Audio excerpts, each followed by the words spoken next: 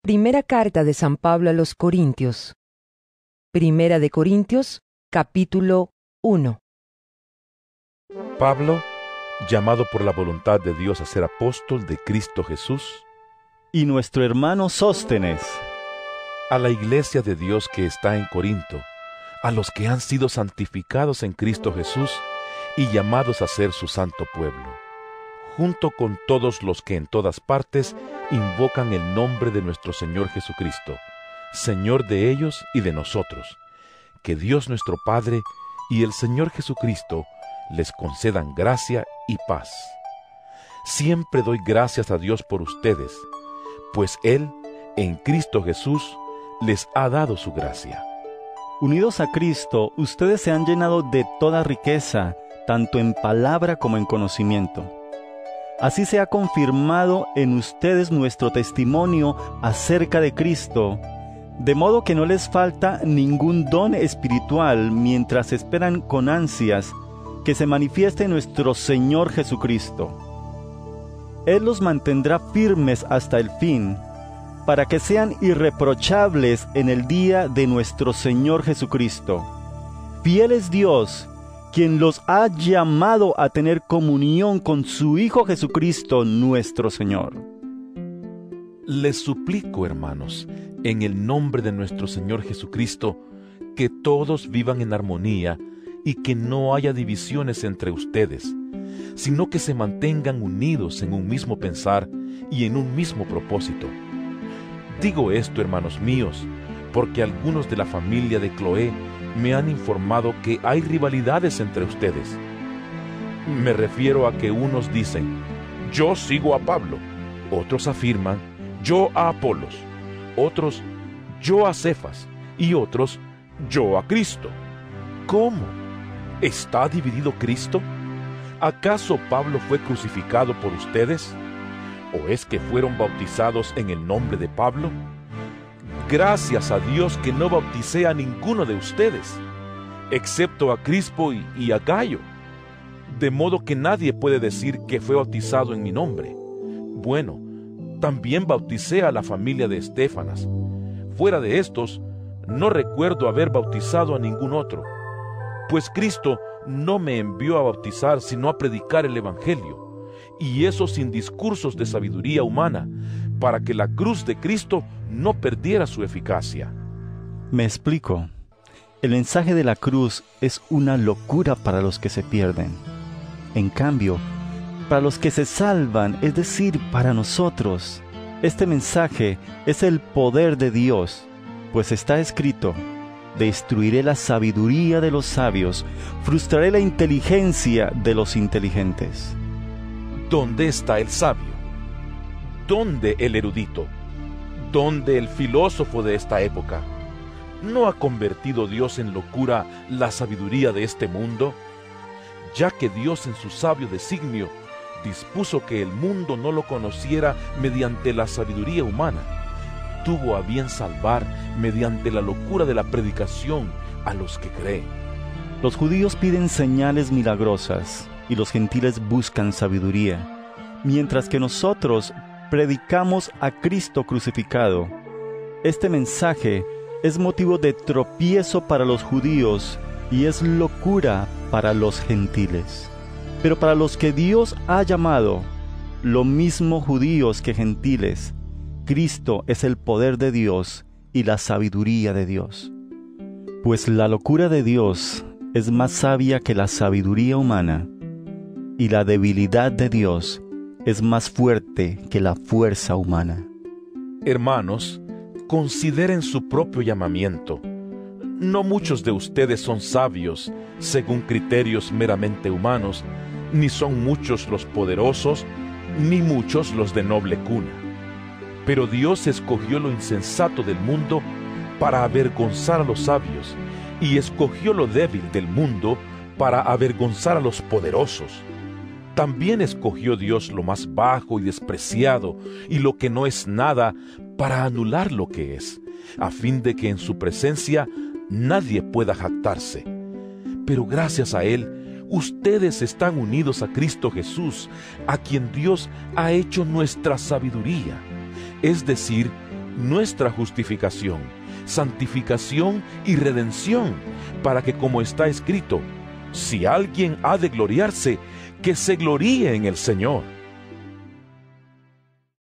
Primera de Corintios, capítulo 2. Yo mismo, hermanos, cuando fui a anunciarles el testimonio de Dios, no lo hice con gran elocuencia y sabiduría. Me propuse más bien, estando entre ustedes, no saber de cosa alguna excepto de Jesucristo y de éste crucificado. Es más, me presenté ante ustedes con tanta debilidad que temblaba de miedo.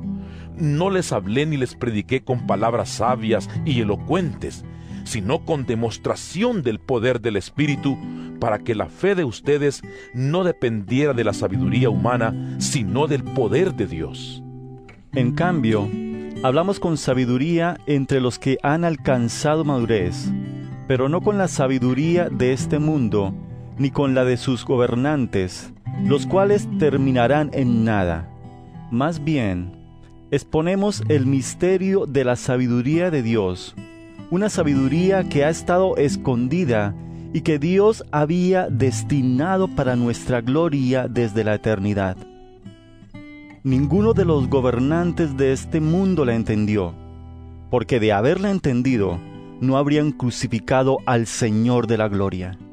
Sin embargo, como está escrito, ningún ojo ha visto, ningún oído ha escuchado, ninguna mente humana ha concebido lo que Dios ha preparado para quienes lo aman. Ahora bien, Dios nos ha revelado esto por medio de su Espíritu, pues el Espíritu lo examina todo, hasta las profundidades de Dios. En efecto, ¿quién conoce los pensamientos del ser humano sino su propio espíritu que está en él? Asimismo, nadie conoce los pensamientos de Dios sino el Espíritu de Dios. Nosotros no hemos recibido el espíritu del mundo, sino el Espíritu que procede de Dios, para que entendamos lo que por su gracia Él nos ha concedido. Esto es precisamente de lo que hablamos, no con las palabras que enseña la sabiduría humana, sino con las que enseña el Espíritu. De modo que expresamos verdades espirituales en términos espirituales. El que no tiene el Espíritu no acepta lo que procede del Espíritu de Dios, pues para él es locura. No puede entenderlo porque hay que discernirlo espiritualmente. En cambio, el que es espiritual lo juzga todo, aunque él mismo no está sujeto al juicio de nadie. Porque, ¿quién ha conocido la mente del Señor para que pueda instruirlo? Nosotros, por nuestra parte, tenemos la mente de Cristo. Primera de Corintios, capítulo 3. Yo, hermanos, no pude dirigirme a ustedes como espirituales, sino como a inmaduros, apenas niños en Cristo. Les di leche porque no podían asimilar alimento sólido, ni pueden todavía, pues aún son inmaduros. Mientras haya entre ustedes celos y contiendas, ¿no serán inmaduros? ¿Acaso no se están comportando según criterios meramente humanos? Cuando uno afirma, yo sigo a Pablo, y otro, yo sigo a Apolos, ¿no es porque están actuando con criterios humanos? Después de todo, ¿qué es Apolos? ¿Y qué es Pablo? Nada más que servidores por medio de los cuales ustedes llegaron a creer, según lo que el Señor le asignó a cada uno. Yo sembré, Apolos regó, pero Dios ha dado el crecimiento.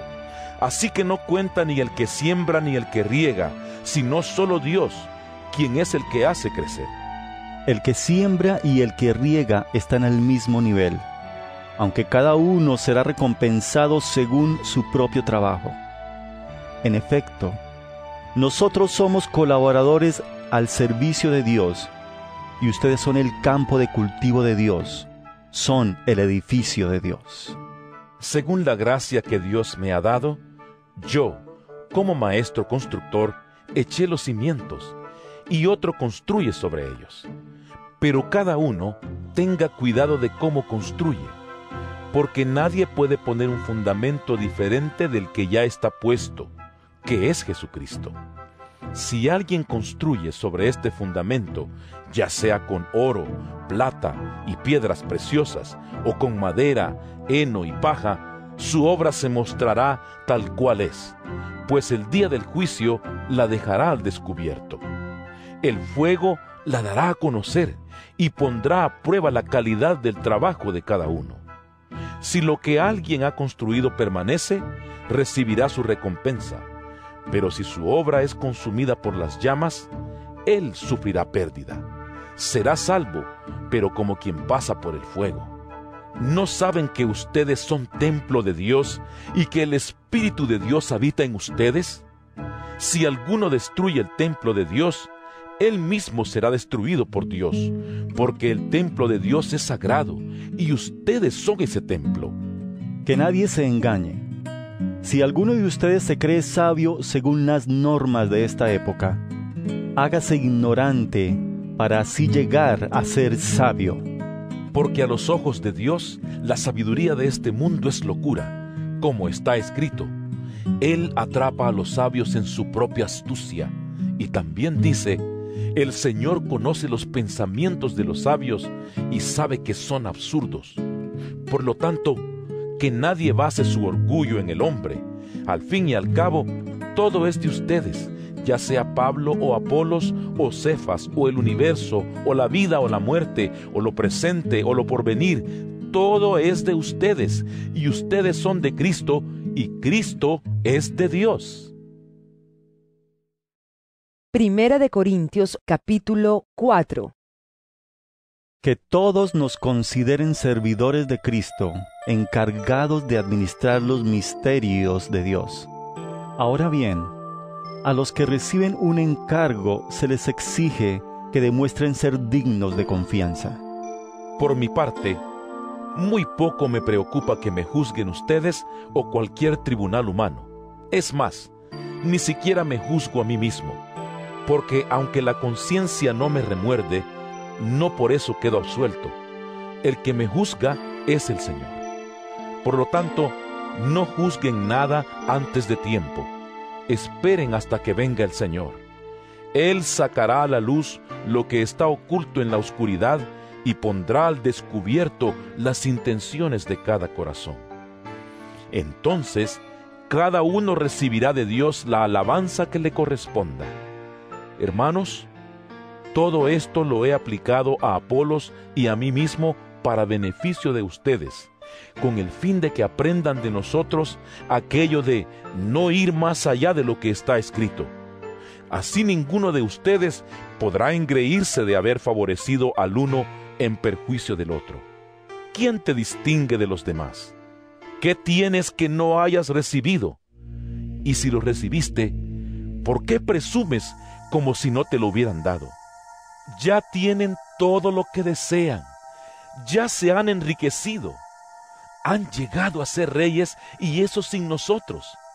Ojalá fueran de veras reyes para que también nosotros reináramos con ustedes. Por lo que veo, a nosotros los apóstoles, Dios nos ha hecho desfilar en el último lugar, como a los sentenciados a muerte.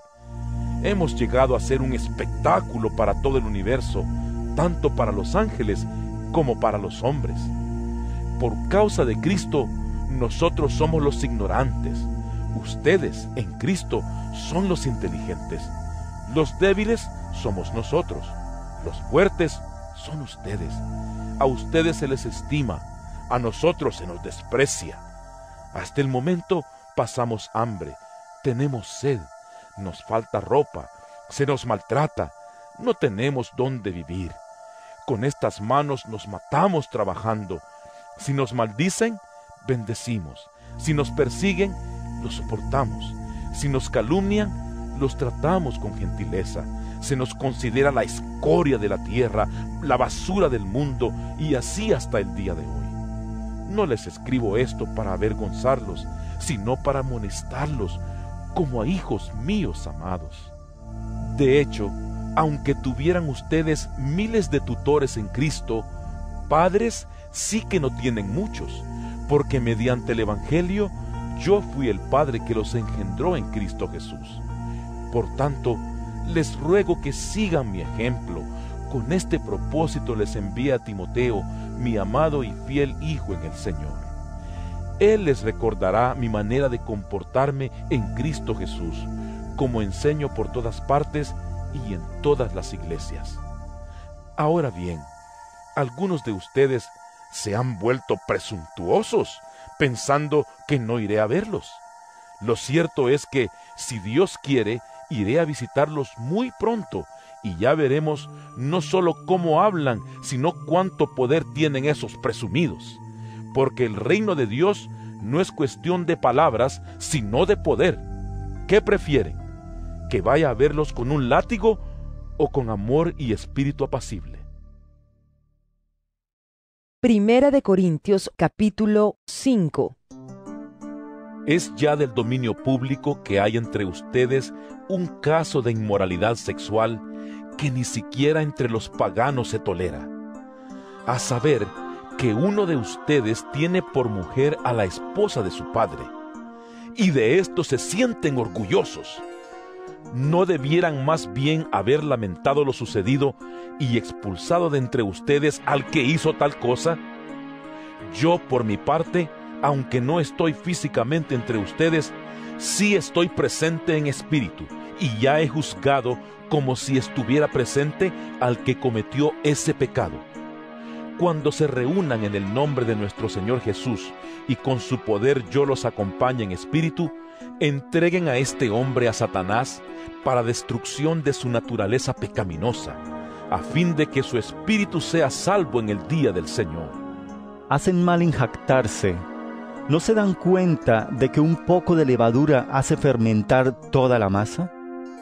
Desháganse de la vieja levadura para que sean masa nueva, panes sin levadura como lo son en realidad. Porque Cristo, nuestro Cordero Pascual, ya ha sido sacrificado. Así que celebremos nuestra Pascua no con la vieja levadura, que es la malicia y la perversidad, sino con pan sin levadura, que es la sinceridad y la verdad. Por carta ya les he dicho que no se relacionen con personas inmorales. Por supuesto, no me refería a la gente inmoral de este mundo, ni a los avaros, estafadores o idólatras. En tal caso, tendrían ustedes que salirse de este mundo. Pero en esta carta, quiero aclararles que no deben relacionarse con nadie que, llamándose hermano, sea inmoral o avaro, idólatra, calumniador, borracho o estafador. Con tal persona ni siquiera deben juntarse para comer. ¿Acaso me toca a mí juzgar a los de afuera? ¿No son ustedes los que deben juzgar a los de adentro? Dios juzgará a los de afuera. Expulsen al malvado de entre de ustedes. Primera de Corintios capítulo 6. Si alguno de ustedes tiene un pleito con otro, ¿cómo se atreve a presentar demanda ante los inconversos en vez de acudir a los creyentes? ¿Acaso no saben que los creyentes juzgarán al mundo? Y si ustedes han de juzgar al mundo, ¿cómo no van a ser capaces de juzgar casos insignificantes? ¿No saben que aún a los ángeles los juzgaremos? ¿Cuánto más los asuntos de esta vida? Por tanto, si tienen pleitos sobre tales asuntos, ¿cómo es que nombran como jueces a los que no cuentan para nada ante la iglesia? Digo esto para que les dé vergüenza. ¿Acaso no hay entre ustedes nadie lo bastante sabio como para juzgar un pleito entre creyentes? Al contrario, un hermano demanda a otro, y esto ante los incrédulos. En realidad, ya es una grave falla el solo hecho de que haya pleitos entre ustedes. ¿No sería mejor soportar la injusticia? ¿No sería mejor dejar que los defrauden? Lejos de eso, son ustedes los que defraudan y cometen injusticias. Y conste que se trata de sus hermanos. ¿No saben que los malvados no heredarán el reino de Dios? No se dejen engañar, ni los fornicarios, ni los idólatras, ni los adúlteros, ni los sodomitas, ni los pervertidos sexuales, ni los ladrones, ni los avaros, ni los borrachos, ni los calumniadores, ni los estafadores heredarán el reino de Dios. Y eso eran algunos de ustedes. Pero ya han sido lavados, ya han sido santificados, ya han sido justificados en el nombre del Señor Jesucristo y por el Espíritu de nuestro Dios. Todo me está permitido, pero no todo es para mi bien. Todo me está permitido, pero no dejaré que nada me domine. Los alimentos son para el estómago y el estómago para los alimentos. Así es, y Dios los destruirá a ambos. Pero el cuerpo no es para la inmoralidad sexual, sino para el Señor, y el Señor para el cuerpo. Con su poder, Dios resucitó al Señor y nos resucitará también a nosotros. ¿No saben que sus cuerpos son miembros de Cristo mismo? ¿Tomaré acaso los miembros de Cristo para unirlos con una prostituta? ¡Jamás! ¿No saben que el que se une a una prostituta se hace un solo cuerpo con ella? Pues la Escritura dice, los dos llegarán a ser un solo cuerpo, pero el que se une al Señor se hace uno con Él en espíritu. Huyan de la inmoralidad sexual. Todos los demás pecados que una persona comete quedan fuera de su cuerpo, pero el que comete inmoralidades sexuales peca contra su propio cuerpo.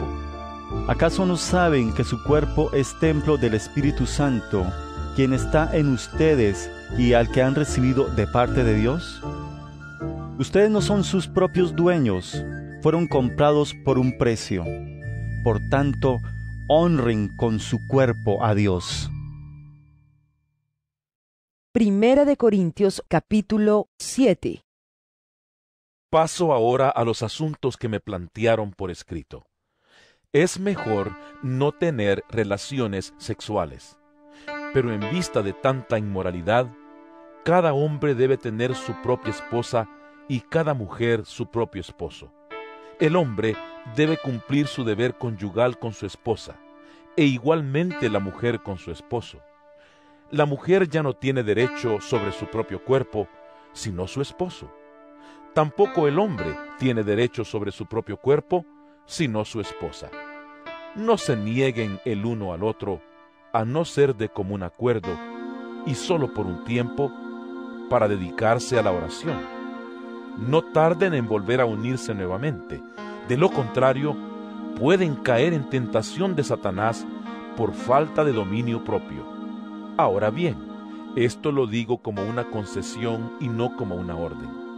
En realidad, preferiría que todos fueran como yo. No obstante, cada uno tiene de Dios su propio don. Este posee uno, aquel otro. A los solteros y a las viudas les digo que sería mejor que se quedaran como yo. Pero si no pueden dominarse, que se casen, porque es preferible casarse que quemarse de pasión. A los casados les doy la siguiente orden: no yo, sino el Señor, que la mujer no se separe de su esposo. Sin embargo, si se separa, que no se vuelva a casar, de lo contrario, que se reconcilie con su esposo. Asimismo, que el hombre no se divorcie de su esposa. A los demás les digo yo, no es mandamiento del Señor. Si algún hermano tiene una esposa que no es creyente, y ella consiente en vivir con él, que no se divorcie de ella. Y si una mujer tiene un esposo que no es creyente, y él consiente en vivir con ella, que no se divorcie de él. Porque el esposo no creyente ha sido santificado por la unión con su esposa, y la esposa no creyente ha sido santificada por la unión con su esposo creyente. Si así no fuera, sus hijos serían impuros, mientras que de hecho son santos. Sin embargo, si el cónyuge no creyente decide separarse, no se lo impidan. En tales circunstancias, el cónyuge creyente queda sin obligación. Dios nos ha llamado a vivir en paz. ¿Cómo sabes tú, mujer, si acaso salvarás a tu esposo? ¿O cómo sabes tú, hombre, si acaso salvarás a tu esposa? En cualquier caso, cada uno debe vivir conforme a la condición que el Señor le asignó y a la cual Dios lo ha llamado. Esta es la norma que establezco en todas las iglesias. ¿Fue llamado alguno estando ya circuncidado? Que no disimule su condición. ¿Fue llamado alguno sin estar circuncidado? Que no se circuncide. Para nada cuenta estar o no estar circuncidado. Lo que importa es cumplir los mandatos de Dios. Que cada uno permanezca en la condición que estaba cuando Dios lo llamó. ¿Eras esclavo cuando fuiste llamado? No te preocupes, aunque si tienes la oportunidad de conseguir tu libertad, aprovéchala, porque el que era esclavo cuando el Señor lo llamó, es un liberto del Señor. Del mismo modo, el que era libre cuando fue llamado, es un esclavo de Cristo. Ustedes fueron comprados por un precio. No se vuelvan esclavos de nadie. Hermanos, que no permanezca ante Dios en la condición en que estaba cuando Dios lo llamó. En cuanto a las personas solteras, no tengo ningún mandato del Señor, pero doy mi opinión como quien, por la misericordia del Señor, es digno de confianza. Pienso que, a causa de la crisis actual, es bueno que cada persona se quede como está. ¿Estás casado? No procures divorciarte. ¿Estás soltero? No busques esposa. Pero si te casas, no pecas. Y si una joven se casa, tampoco comete pecado. Sin embargo, los que se casan tendrán que pasar por muchos aprietos y yo quiero evitárselos. Lo que quiero decir, hermanos, es que nos queda poco tiempo. De aquí en adelante, los que tienen esposa deben vivir como si no la tuvieran. Los que lloran, como si no lloraran. Los que se alegran, como si no se alegraran. Los que compran algo, como si no lo poseyeran. Los que disfrutan de las cosas de este mundo, como si no disfrutaran de ellas, porque este mundo, en su forma actual, está por desaparecer. Yo preferiría que estuvieran libres de preocupaciones. El soltero se preocupa de las cosas del Señor y de cómo agradarlo, pero el casado se preocupa de las cosas de este mundo y de cómo agradar a su esposa. Sus intereses están divididos. La mujer no casada, lo mismo que la joven soltera, se preocupa de las cosas del Señor, se afana por consagrarse al Señor, tanto en cuerpo como en espíritu. Pero la casada se preocupa de las cosas de este mundo y de cómo agradar a su esposo. Les digo esto por su propio bien, no para ponerles restricciones, sino para que vivan con decoro y plenamente dedicados al Señor. Si alguno piensa que no está tratando a su prometida como es debido, y ella ha llegado ya a su madurez, por lo cual él se siente obligado a casarse, que lo haga. Con eso no peca, que se casen. Pero el que se mantiene firme en su propósito y no está dominado por sus impulsos, sino que domina su propia voluntad y ha resuelto no casarse con su prometida, también hace bien. De modo que el que se casa con su prometida hace bien, pero el que no se casa hace mejor. La mujer está ligada a su esposo mientras él vive, pero si el esposo muere, ella queda libre para casarse con quien quiera, con tal de que sea en el Señor. En mi opinión, ella será más feliz si no se casa, y creo que yo también tengo el Espíritu de Dios. Primera de Corintios capítulo 8. En cuanto a lo sacrificado a los ídolos, es cierto que todos tenemos conocimiento. El conocimiento envanece, mientras que el amor edifica. El que cree que sabe algo, todavía no sabe como debiera saber. Pero el que ama a Dios es conocido por Él. De modo que, en cuanto a comer lo sacrificado a los ídolos, sabemos que un ídolo no es absolutamente nada, y que hay un solo Dios. Pues aunque haya los así llamados dioses, ya sea en el cielo o en la tierra, y por cierto que hay muchos dioses y muchos señores, para nosotros no hay más que un solo Dios, el Padre, de quien todo procede y para el cual vivimos, y no hay más que un solo Señor, es decir, Jesucristo, por quien todo existe y por medio del cual vivimos. Pero no todos tienen conocimiento de esto. Algunos siguen tan acostumbrados a los ídolos que comen carne a sabiendas de que ha sido sacrificada a un ídolo, y su conciencia se contamina por ser débil. Pero lo que comemos no nos acerca a Dios.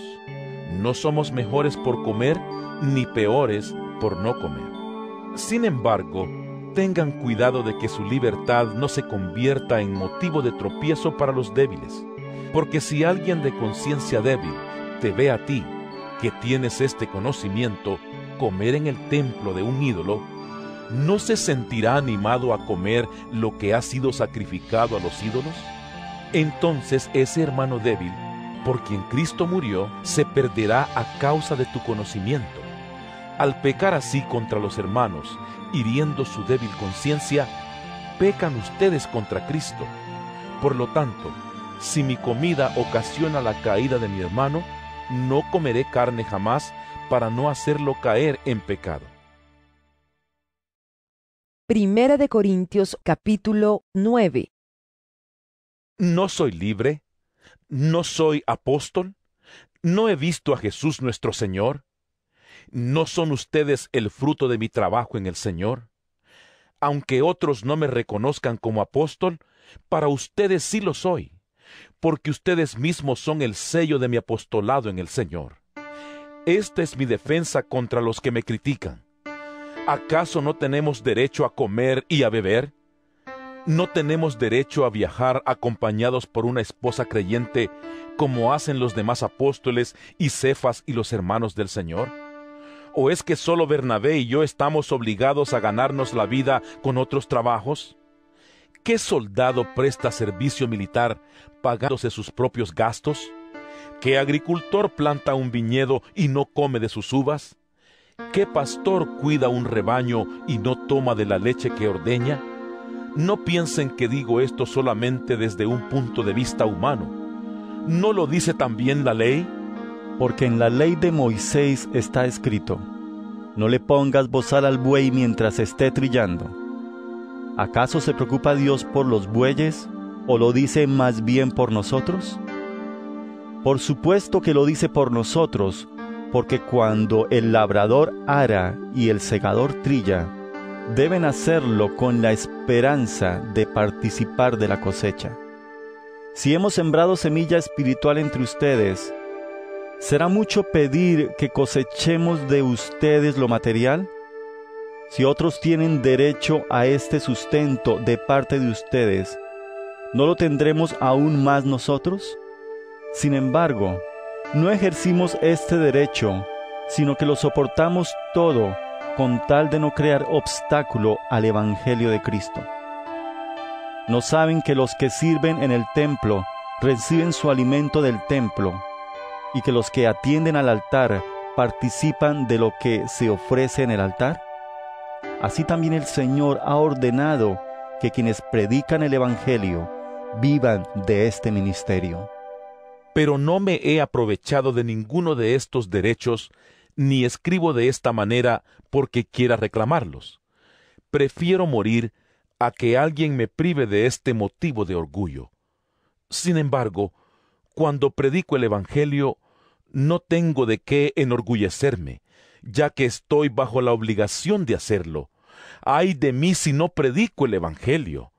En efecto, si lo hiciera por mi propia voluntad, tendría recompensa, pero si lo hago por obligación, no hago más que cumplir la tarea que se me ha encomendado. ¿Cuál es entonces mi recompensa? Pues que al predicar el Evangelio pueda presentarlo gratuitamente sin hacer valer mi derecho. Aunque soy libre respecto a todos, de todos me he hecho esclavo para ganar a tantos como sea posible. Entre los judíos me volví judío, a fin de ganarlos a ellos. Entre los que viven bajo la ley, me volví como los que están sometidos a ella, aunque yo mismo no vivo bajo la ley, a fin de ganar a estos. Entre los que no tienen la ley, me volví como los que están sin ley, aunque no estoy libre de la ley de Dios, sino comprometido con la ley de Cristo, a fin de ganar a los que están sin ley. Entre los débiles me hice débil, a fin de ganar a los débiles. Me hice todo para todos, a fin de salvar a algunos por todos los medios posibles. Todo esto lo hago por causa del Evangelio, para participar de sus frutos. ¿No saben que en una carrera todos los corredores compiten, pero solo uno obtiene el premio? Corran pues de tal modo que lo obtengan. Todos los deportistas se entrenan con mucha disciplina. Ellos lo hacen para obtener un premio que se echa a perder. Nosotros, en cambio, por uno que dura para siempre. Así que yo no corro como quien no tiene meta. No lucho como quien da golpes al aire. Más bien, golpeo mi cuerpo y lo domino. No sea que, después de haber predicado a otros, yo mismo quede descalificado. Primera de Corintios, capítulo 10. No quiero que desconozcan, hermanos, que nuestros antepasados estuvieron todos bajo la nube y que todos atravesaron el mar. Todos ellos fueron bautizados en la nube y en el mar para unirse a Moisés. Todos también comieron el mismo alimento espiritual y tomaron la misma bebida espiritual, pues bebían de la roca espiritual que los acompañaba, y la roca era Cristo. Sin embargo, la mayoría de ellos no agradaron a Dios y sus cuerpos quedaron tendidos en el desierto. Todo eso sucedió para servirnos de ejemplo, a fin de que no nos apasionemos por lo malo como lo hicieron ellos. No sean idólatras, como lo fueron algunos de ellos. Según está escrito, se sentó el pueblo a comer y a beber, y se entregó al desenfreno. No cometamos inmoralidad sexual como algunos lo hicieron, por lo que un solo día perecieron 23,000. Tampoco pongamos a prueba al Señor como lo hicieron algunos y murieron víctimas de las serpientes. Ni murmuren contra Dios como lo hicieron algunos y sucumbieron a manos del ángel destructor. Todo eso les sucedió para servir de ejemplo, y quedó escrito para advertencia nuestra, pues a nosotros nos ha llegado el fin de los tiempos.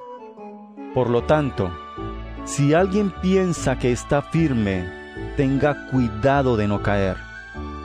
Ustedes no han sufrido ninguna tentación que no sea común al género humano. Pero Dios es fiel y no permitirá que ustedes sean tentados más allá de lo que puedan aguantar. Más bien, cuando llegue la tentación, Él les dará también una salida a fin de que puedan resistir. Por tanto, mis queridos hermanos, huyan de la idolatría. Me dirijo a personas sensatas. Juzguen ustedes mismos lo que digo. Esa copa de bendición por la cual damos gracias, ¿no significa que entramos en comunión con la sangre de Cristo? Ese pan que partimos, ¿no significa que entramos en comunión con el cuerpo de Cristo? Hay un solo pan del cual todos participamos. Por eso, aunque somos muchos, formamos un solo cuerpo. Consideren al pueblo de Israel como tal. ¿No entran en comunión con el altar los que comen de lo sacrificado? ¿Qué quiero decir con esta comparación? ¿Que el sacrificio que los gentiles ofrecen a los ídolos sea algo, o que el ídolo mismo sea algo? No, sino que cuando ellos ofrecen sacrificios, lo hacen para los demonios, no para Dios. Y no quiero que ustedes entren en comunión con los demonios. No pueden beber de la copa del Señor y también de la copa de los demonios. No pueden participar de la mesa del Señor y también de la mesa de los demonios. ¿O vamos a provocar a celos al Señor? ¿Somos acaso más fuertes que Él? Todo está permitido, pero no todo es provechoso. Todo está permitido, pero no todo es constructivo. Que nadie busque sus propios intereses, sino los del prójimo. Coman de todo lo que se vende en la carnicería, sin preguntar nada por motivo de conciencia. Porque del Señor es la tierra y todo cuanto hay en ella. Si algún incrédulo los invita a comer y ustedes aceptan la invitación, coman de todo lo que les sirvan sin preguntar nada por motivos de conciencia. Ahora bien, si alguien les dice, esto ha sido ofrecido en sacrificio a los ídolos, entonces no lo coman por consideración al que se lo mencionó y por motivos de conciencia. Me refiero a la conciencia del otro, no a la de ustedes. ¿Por qué se ha de juzgar mi libertad de acuerdo con la conciencia ajena? Si con gratitud participo de la comida, ¿me van a condenar por comer algo por lo cual doy gracias a Dios?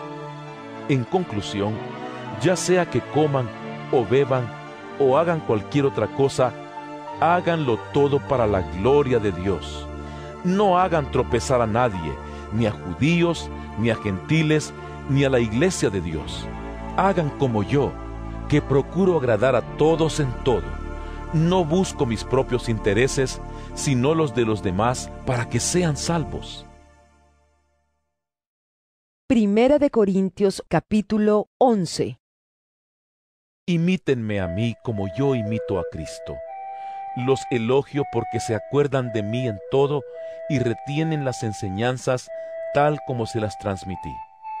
Ahora bien, quiero que entiendan que Cristo es cabeza de todo hombre, mientras que el hombre es cabeza de la mujer y Dios es cabeza de Cristo. Todo hombre que ora o profetiza con la cabeza cubierta deshonra al que es su cabeza. En cambio, toda mujer que ora o profetiza con la cabeza descubierta deshonra al que es su cabeza. Es como si estuviera rasurada. Si la mujer no se cubre la cabeza, que se corte también el cabello. Pero si es vergonzoso para la mujer tener el pelo corto o la cabeza rasurada, que se la cubra.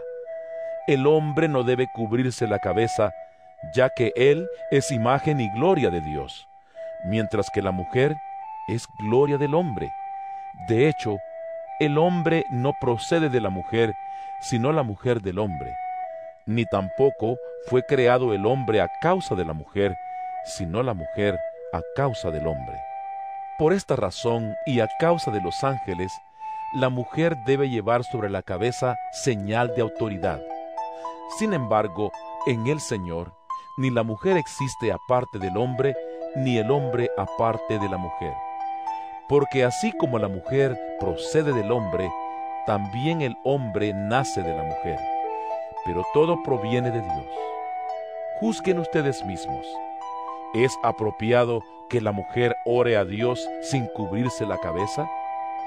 ¿No les enseña el mismo orden natural de las cosas que es una vergüenza para el hombre dejarse crecer el cabello, mientras que es una gloria para la mujer llevar cabello largo?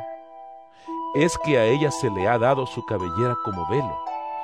Si alguien insiste en discutir este asunto, tenga en cuenta que nosotros no tenemos otra costumbre, ni tampoco las iglesias de Dios. Al darles las siguientes instrucciones, no puedo elogiarlos, ya que sus reuniones traen más perjuicio que beneficio.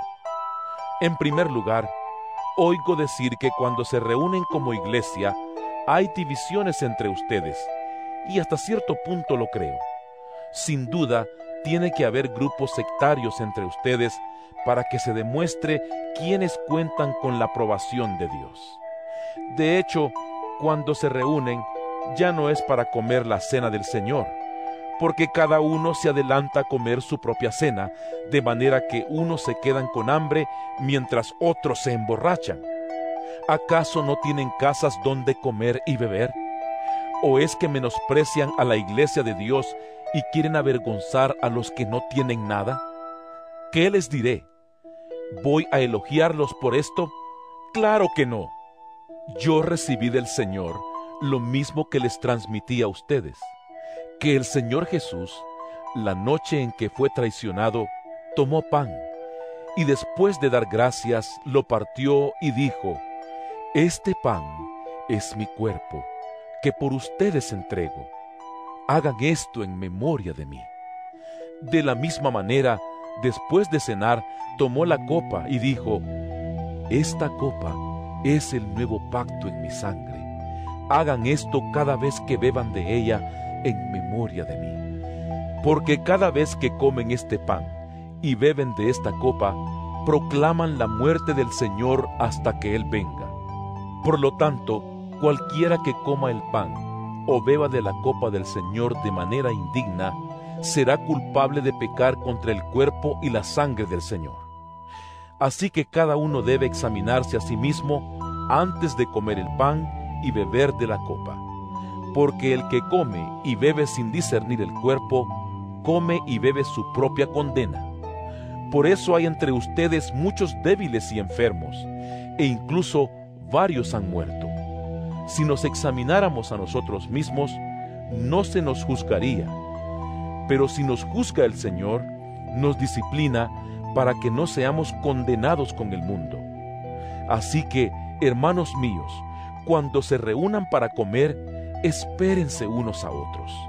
Si alguno tiene hambre, que come en su casa, para que las reuniones de ustedes no resulten dignas de condenación. Los demás asuntos los arreglaré cuando los visite. Primera de Corintios capítulo 12. En cuanto a los dones espirituales, hermanos, quiero que entiendan bien este asunto. Ustedes saben que cuando eran paganos, se dejaban arrastrar hacia los ídolos mudos. Por eso les advierto que nadie que esté hablando por el Espíritu de Dios puede maldecir a Jesús, ni nadie puede decir: Jesús es el Señor, sino por el Espíritu Santo. Ahora bien, hay diversos dones, pero un mismo Espíritu. Hay diversas maneras de servir, pero un mismo Señor. Hay diversas funciones, pero es un mismo Dios el que hace todas las cosas en todos. A cada uno se le da una manifestación especial del Espíritu para el bien de los demás. A unos, Dios les da por el Espíritu palabra de sabiduría. A otros, por el mismo Espíritu, palabra de conocimiento. A otros, fe por medio del mismo Espíritu. A otros, y por ese mismo Espíritu, dones para sanar enfermos. A otros, poderes milagrosos. A otros, profecía. A otros, el discernir espíritus. A otros, el hablar en diversas lenguas. Y a otros, el interpretar lenguas. Todo esto lo hace un mismo y único Espíritu, quien reparte a cada uno según Él lo determina. De hecho, aunque el cuerpo es uno solo, tiene muchos miembros, y todos los miembros, no obstante ser muchos, forman un solo cuerpo. Así sucede con Cristo. Todos fuimos bautizados por un solo Espíritu para constituir un solo cuerpo, ya seamos judíos o gentiles, esclavos o libres, y a todos se nos dio a beber de un mismo Espíritu. Ahora bien, el cuerpo no consta de un solo miembro, sino de muchos. Si el pie dijera: como no soy mano, no soy del cuerpo, no por eso dejaría ser parte del cuerpo.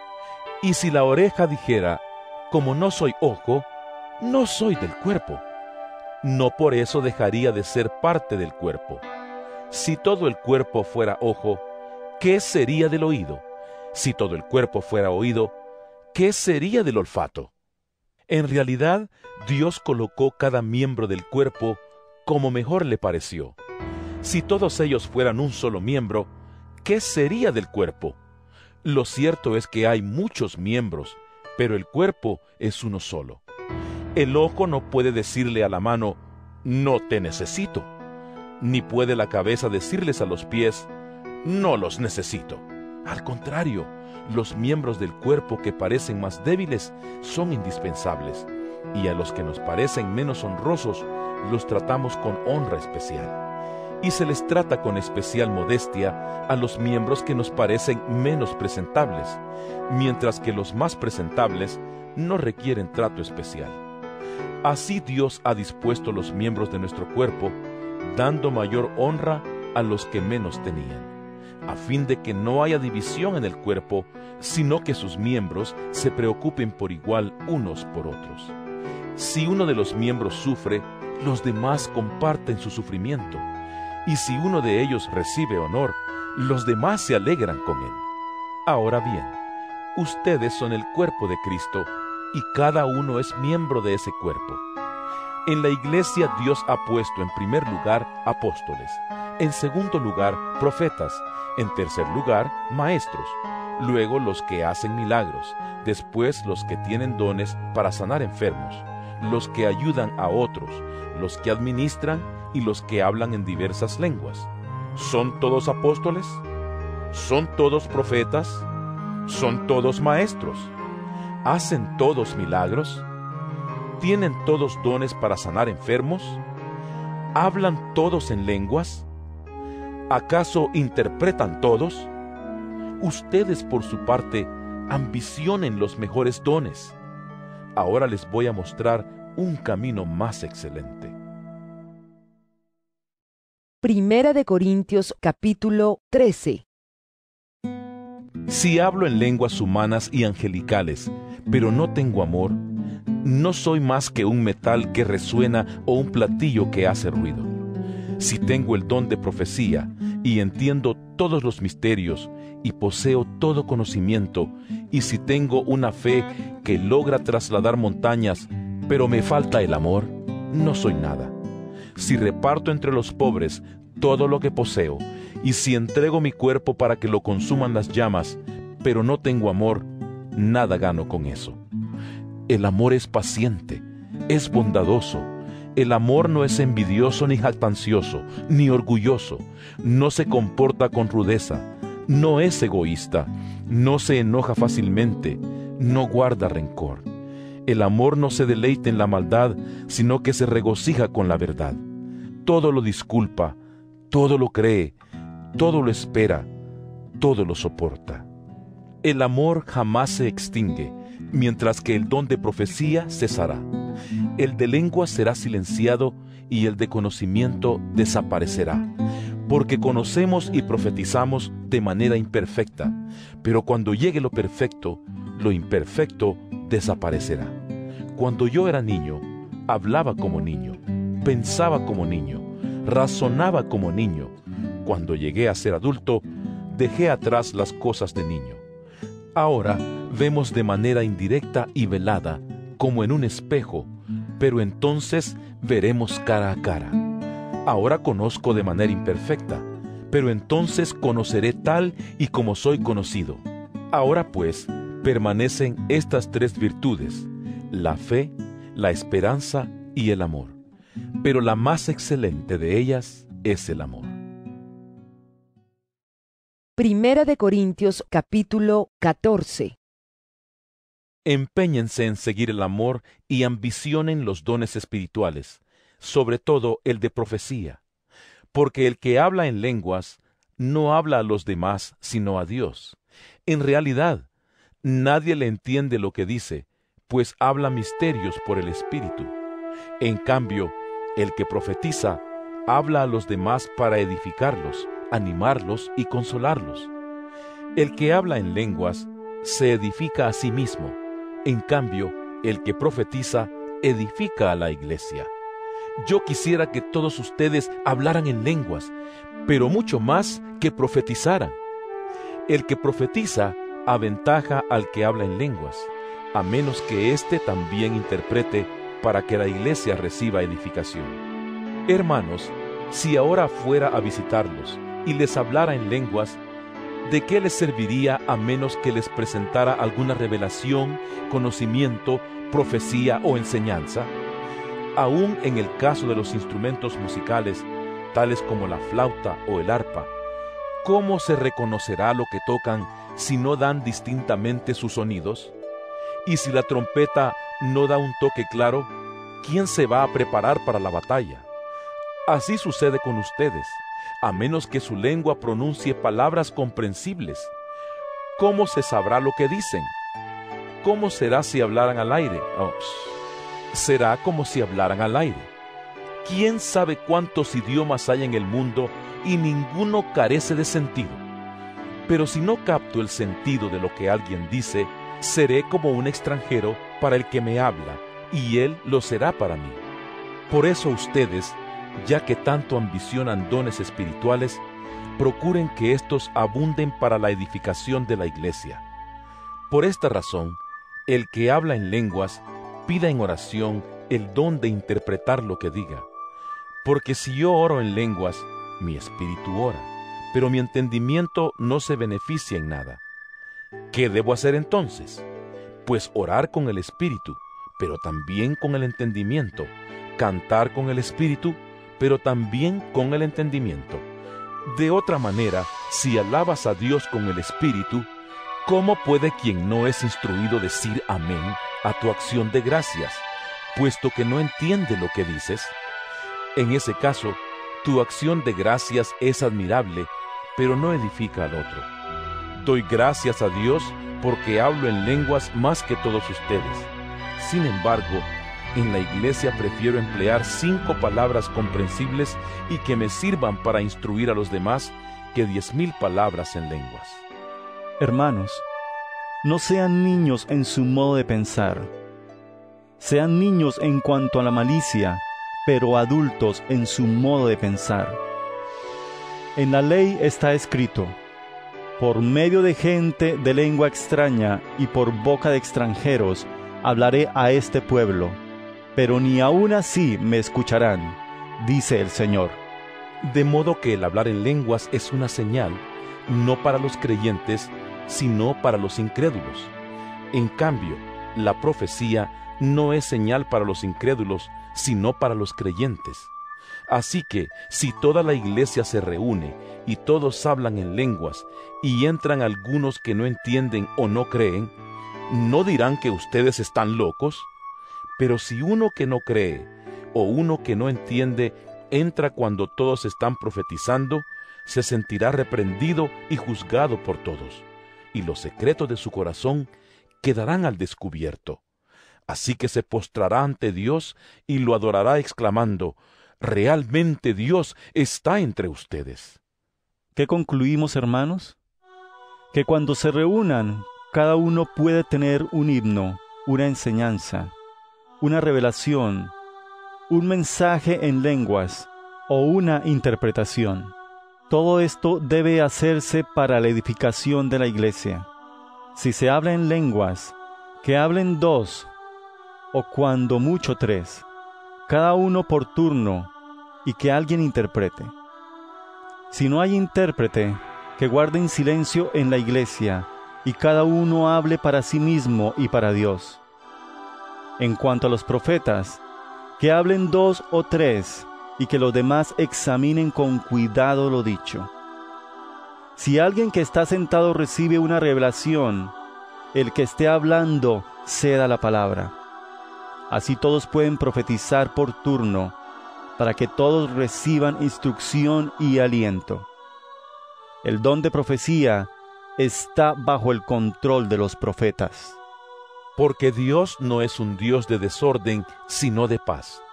Como es costumbre en las congregaciones de los creyentes, guarden las mujeres silencio en la iglesia, pues no les está permitido hablar. Que estén sumisas como lo establece la ley. Si quieren saber algo, que se lo pregunten en casa a sus esposos, porque no está bien visto que una mujer hable en la iglesia.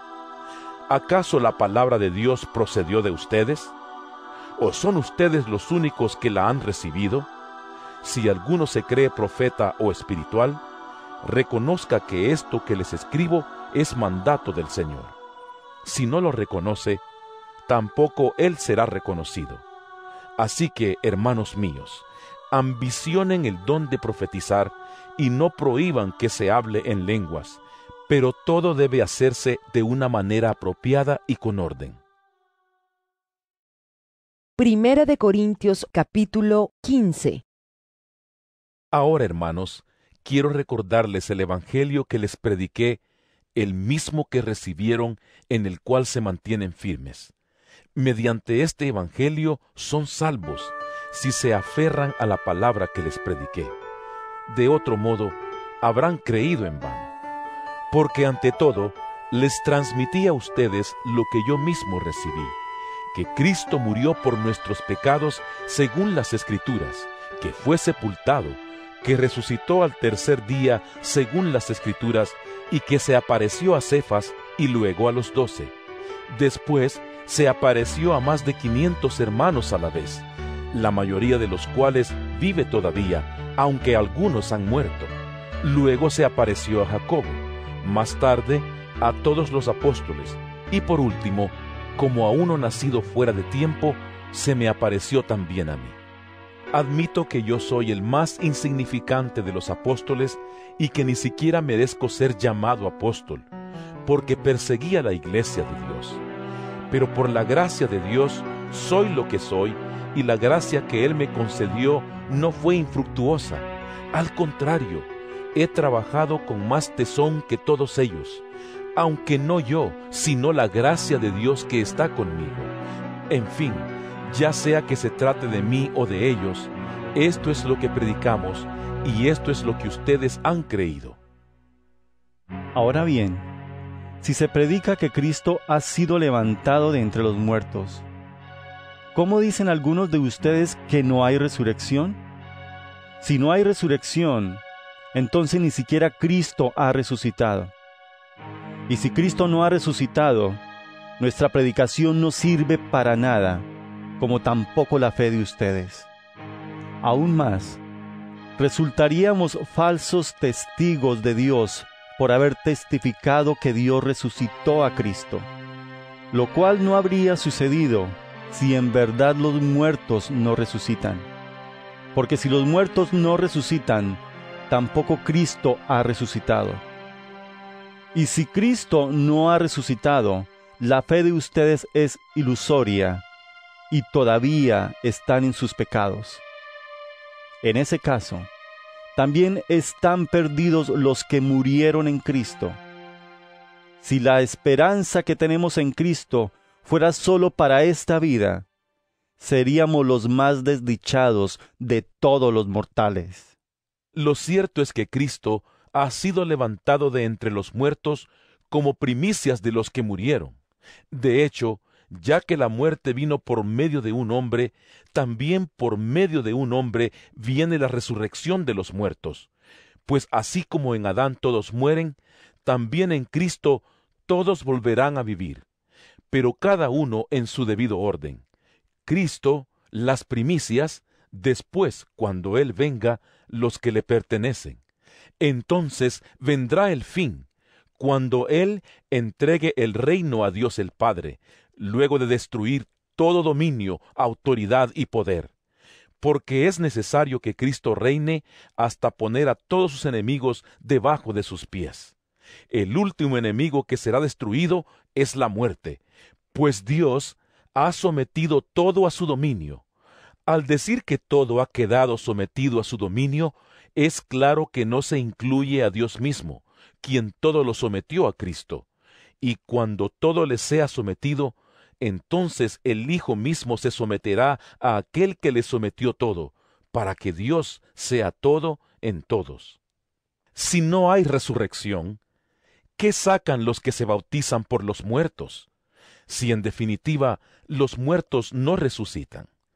¿Por qué se bautizan por ellos? Y nosotros, ¿por qué nos exponemos al peligro a todas horas? Que cada día muero, hermanos, es tan cierto como el orgullo que siento por ustedes en Cristo Jesús nuestro Señor. ¿Qué he ganado si solo por motivos humanos en Éfeso luché contra las fieras? Si los muertos no resucitan, comamos y bebamos, que mañana moriremos. No se dejen engañar. Las malas compañías corrompen las buenas costumbres. Vuelvan a su sano juicio como conviene y dejen de pecar. En efecto, hay algunos de ustedes que no tienen conocimiento de Dios. Para vergüenza de ustedes lo digo. Tal vez alguien pregunte, ¿cómo resucitarán los muertos? ¿Con qué clase de cuerpo vendrán? ¡Qué tontería! Lo que tú siembras no cobra vida a menos que muera. No plantas el cuerpo que luego ha de nacer, sino que siembras una simple semilla de trigo o de otro grano. Pero Dios le da el cuerpo que quiso darle, y a cada clase de semilla le da un cuerpo propio. No todos los cuerpos son iguales. Hay cuerpos humanos, también los hay de animales terrestres, de aves y de peces. Asimismo, hay cuerpos celestes y cuerpos terrestres. Pero el esplendor de los cuerpos celestes es uno, y el de los cuerpos terrestres es otro. Uno es el esplendor del sol, otro el de la luna, y otro el de las estrellas. Cada estrella tiene su propio brillo. Así sucederá también con la resurrección de los muertos. Lo que se siembra en corrupción, resucita en incorrupción. Lo que se siembra en oprobio, resucita en gloria. Lo que se siembra en debilidad, resucita en poder. Se siembra un cuerpo natural, resucita un cuerpo espiritual. Si hay un cuerpo natural, también hay un cuerpo espiritual. Así está escrito. El primer hombre, Adán, se convirtió en un ser viviente. El último Adán, en el espíritu que da vida. No vino primero lo espiritual, sino lo natural, y después lo espiritual.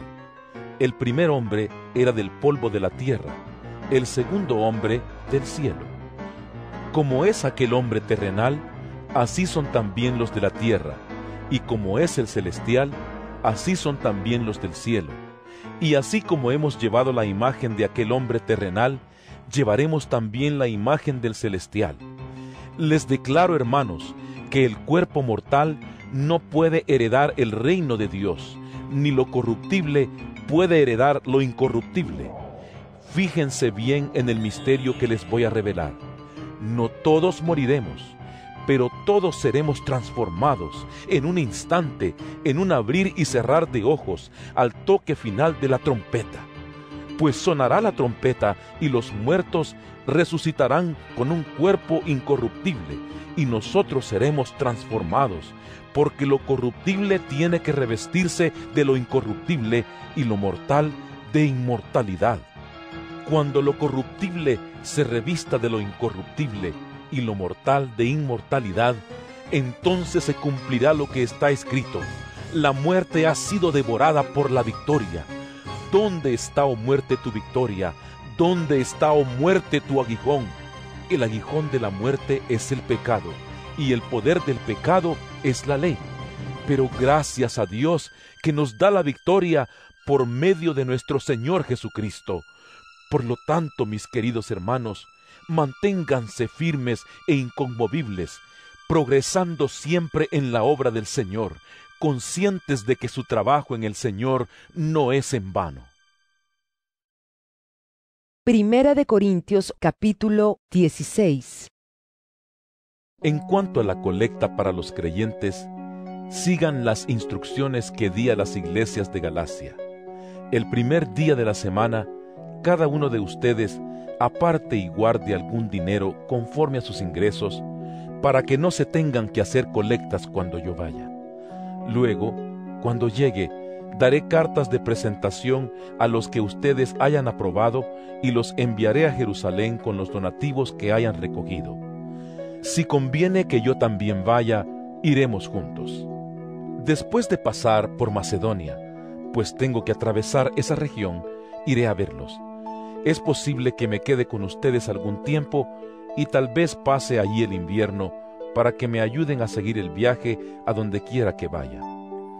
Esta vez no quiero verlos solo de paso, más bien espero permanecer algún tiempo con ustedes, si el Señor así lo permite. Pero me quedaré en Éfeso hasta Pentecostés, porque se me ha presentado una gran oportunidad para un trabajo eficaz, a pesar de que hay muchos en mi contra. Si llega Timoteo, procuren que se sienta cómodo entre ustedes, porque él trabaja como yo en la obra del Señor. Por tanto, que nadie lo menosprecie. Ayúdenlo a seguir su viaje en paz para que pueda volver a reunirse conmigo, pues estoy esperándolo junto con los hermanos. En cuanto a nuestro hermano Apolos, le rogué encarecidamente que, en compañía de otros hermanos, les hiciera una visita. No quiso de ninguna manera ir ahora, pero lo hará cuando se le presente la oportunidad. Manténganse alerta, permanezcan firmes en la fe, sean valientes y fuertes, hagan todo con amor.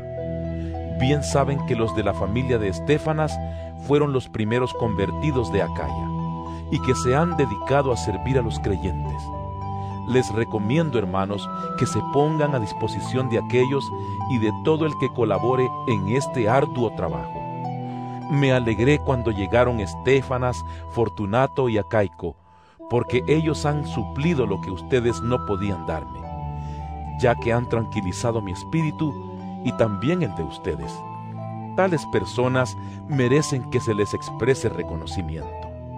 Las iglesias de la provincia de Asia les mandan saludos.